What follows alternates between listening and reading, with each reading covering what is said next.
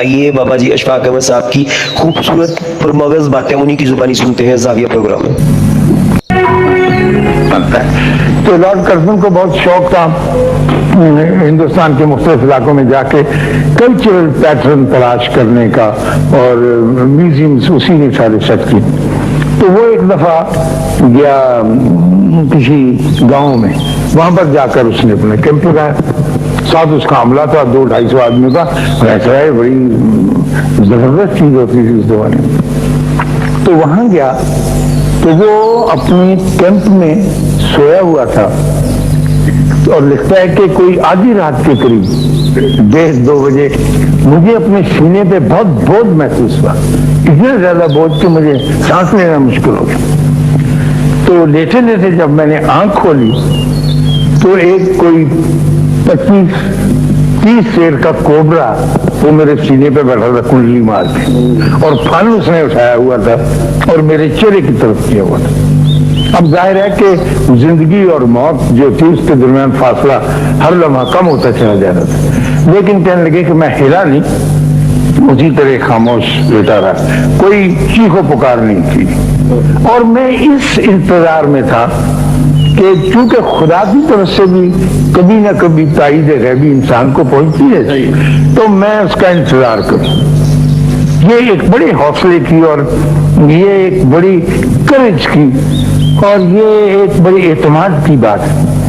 تو کہنے لگے کہ میں نے دیکھا کہ پردہ اٹھا کے میرے اس کیمپ کا چھولداری ہو ایک آدمی اندر داخل ہوا. اس آدمی نے جب دیکھا کہ ویسرائے کے سینے کے اوپر سانپ بیٹھا ہوا تو الٹے پاؤں واپس چلا گیا. تو الٹے پاؤں واپس جا کے اس نے ایک جگ لیا دودھ کا اور اس میں گرم دودھ ڈالا، اور گرم دودھ جو اس نے بعد میں ہلایا اچھی طرح سے کہ اس کی جھاگ، دودھ کی جھاگ اور اس کا گرم پن، حرارت جو تھی اس مگ میں جگ میں آ گئی.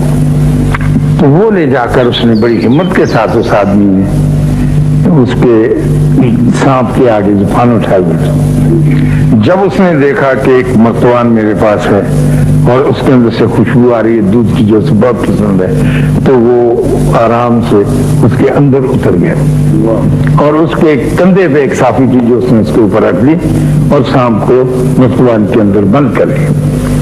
بند کرنے کے بعد باہر آ گیا تو حال دہائی مچ گئی. وہ 200-250 کا عملہ جو تھا سب بیدار ہو گیا اور وائسرائے صاحب بہت خوش ہوئے اور انہوں نے کہا کہ شخص کو انعام ملنا چاہیے. تو اس نے کہا جی میں آپ کا شکر گزار ہوں، میں نے آپ کی جان بچائی ہے، یہی بہت بڑا انعام ہے اور میں آپ کو لے کے کیا کروں گا. ہاں یہ بڑی بات ہے. تو لوگوں نے پوچھا اور دیکھا کہ یہ ہمارے سٹاف کا تو آدمی ہے ہی نہیں، جو بھی عملہ لے کے آئے تھے یہ تو اس کا ممبر ہی نہیں، یہ تو کوئی باہر کا آدمی کیا. تو اس سے پوچھا کہ تم کون ہو؟ اس نے کہا جناب میں بندھیل کھنڈ کا معروف چور ہوں، تو میں چوری کرنے آیا تھا. میں نے یہاں سوچا تھا کہ کیمپ لگا ہے اور ویسرائے کا بادشاہ وقت کا کیمپ لگا ہے تو اس میں سے کچھ اچھی چیزیں ملیں گی. اب میں جب داخل ہوا تو میں نے یہ سین دیکھا. اب آدمی کا یہ تقاضا تھا کہ میں اپنا پیشہ ایک طرف رکھ کے یہ کام کروں. تو یوں بھی ہو جاتا ہے خواتین حضرات، اللہ کی مدد ایسے بھی آ جاتی ہے اور اتنے محتاط ہونے کی زندگی میں شاید اتنی ضرورت نہیں جتنا کہ ہم نے اپنے کندھوں کا بوجھ بنا لیا. میں ٹھیک کر رہا ہوں، یہ سوچنے والی بات ہے نا، وہ تو رہے گا چلتا جائے گا. لیکن کبھی کبھی اپنے آپ کو آسودگی عطا کرنے کے لیے کبھی کبھی آدمی کو کچھ ڈھیلا رہنے کی بھی ضرورت ہے. کبھی تھوڑا سا آرام بھی کر لے، کبھی تھوڑی سی سیٹی بھی بجا لے. میں نے کئی نوجوانوں سے دیکھا ان کی یونیورسٹی میں جا کے، لڑکیوں کے اسکول میں بھی، کالج میں جا کے میں نے کہا تم کو سیٹی بجانی آتی ہے؟ انہوں نے کہا جی یہ تو بہت مشکل ہے، میرے بڑے بھائی بجایا کرتے جس سے میں پوچھتا ہوں. میں نے کہا تمہیں نہیں آتی ہونٹ گول کر کے؟ کہیں گے نہیں کبھی بجائی نہیں، سیٹی بجانے کا وقت نہیں ملتا. اب کیا کرے انسان، ایسی پریشانیوں کے عالم میں چلا جا رہا ہے. تو مجھے دیکھ کے دکھ ہوتا ہے اپنے ساتھیوں کو، اپنے ہم وطنوں کو، کہ جسے کہتے ہیں کہ ریجڈ لائف، تنی ہوئی زندگی جیسے رسیوں میں بندھی ہوئی ہو ویسی چل رہی ہے. آپ کوئی کھیل بھی انجوائے نہیں کرتے. आप कोई त्योहार भी एंजॉय नहीं करते, एक अजाब में पड़े। मैं लड़कियों को देखता हूँ, मेरी पोतियां हैं, नवासियां हैं, वो एक फंसी हुई सी लड़की है। मैं कहता हूँ कि थोड़ा सा खुल के देखो, अल्लाह की जमीन को देखो। अल्लाह कहता है सीर फिलहाल मेरी जमीन की सैर करो, और तुमको बहुत से उसमें से चीजें नहीं करते, एतमाद नहीं आता, यकीन नहीं होता है कि यूं अगर हो रहा है तो इसमें से यूं भी निकल सकता है, खा वो कितना कम क्यों ना हो। ये अभी मोरक्को का बादशाह था, कोई 80-100 बरस पहले की बात है। तो एक शख्स से नाराज हो गया, तो उसने हुक्म दिया जैसे जाके जेल में बंद कर दिया जाए, और कल सुबह 6 बजे इसे फांसी दे दिया, जिल्लात बुला के इसका सर कलम कर दिया जाए। तो दस्तखत हो गए, जेल चला गया, वो बंदा जाके बैठ गया और इंतजार करने लगा कि कल सुबह होगी तो मुझे सर तन से जुदा कर दिया जाएगा, जिला आ जाएगा।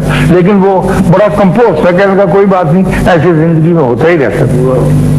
जेल का जो दारोगा था, एक हिस्टोरिकल फैक्ट है, उसे पता चला कि ये आदमी जो है शतरंज का बड़ा माहिर है, और दारोगा को शतरंज खेलने का बड़ा चस्का था। तो उसने कहा कि सर आ जाओ, बैठे, एक बाजी तो लग गए। उन्होंने कहा आ जाओ। अब उसे तो कत्ल किया जाना है और दारोगा ने उसे कत्ल करना है हुक्म शाही के मुताबिक, और उन्होंने बसात बिछा ली, खेलने लगे। वो आधी रात हो गई, वो फंस गई बाजी। तो उस बंदे ने दारोगा को शिकस्त दे दी। उसने कहा देखो अब आप आराम करें, रेस्ट करें, सुबह मैं दूंगा इसका बदला। सुबह जो उसके कत्ल किए जाने का वक्त था, उस वक्त दारोगा जेल ने फिर बता दी, कहेंगे आओ जनाब एक बाजी हो जाए, ये कत्ल तो होता ही रहेगा, कोई बात नहीं। उसने कहा तेरा सत्यानाश जाए, तेरा तो बादशाह न सिर्फ नौकरी से निकाल देगा, मेरे साथ तेरा सर कलम भी कर देगा, जो ड्यूटी जो उन्होंने कहा नहीं जी कोई बात नहीं, देखते हैं। आए वो खेलने लग गए, फिर शतरंज की बाजी शुरू हो। सुबह से शाम तक खातिन हजरात में शतरंज की बाजी चलती रही वैसी ही। तो वो रात को फिर फंस गए, अगले दिन कह लेंगे चलो फिर लगेंगे। 4 दिन इसी तरह से, और 4 रातें खत्म हो गई, और वो शतरंज की बाजी जो थी वो चलती रही। वो कत्ल किए जाने का वक्त कहीं बहुत पीछे रह गया, 4 दिन आगे गुजर गया।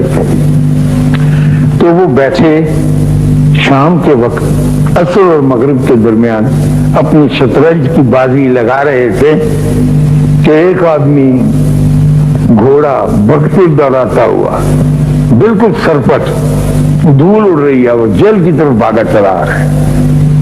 आया, और जो शतरंज खेल रहे थे, मेहरबानी बहुत शुक्रिया, जो खेल रहे थे शतरंज, वो आदमी जैसे कत्ल किया जाना चाहिए, जो मुजरिम था, वो आदमी आते ही दोनों हाथ लगा के उसके कदमों को उसके पर सामने बिल्कुल सजदे में गिर गया, और पुकार के कहने लगा कि बाद मुलाजा हो गया, शहंशाह जहां फलाना, शहंशाह मोरक्को, मैं सलाम करता हूँ। वो हैरान परेशान उससे खड़े हो गया दारोगा जी, कहने क्या हुआ?